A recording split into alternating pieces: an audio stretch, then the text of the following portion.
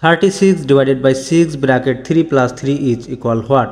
Here this 36 divided by this 6, here 3 plus 3 gives us 6.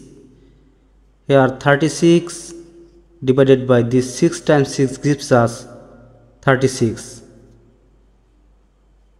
36 divided by 36 gives us 1, but it is not correct. Now I will apply PEMDAS rule to solve this math correctly.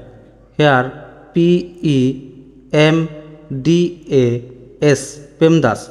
According to this PEMDAS rule, at first we have to work with parentheses, then exponent, then multiplication or division, then addition or subtraction. Remember, multiplication and division have same priority and addition and subtraction has same priority. For this we have work left to right. Here we have to work left to right. Therefore this 36 divided by this 6, now I will work with this parenthesis. Here 3 plus 3 gives us 6. Now I have to work with division. For this 36 divided by this 6. 36 divided by this 6 gives us 6 times this 6.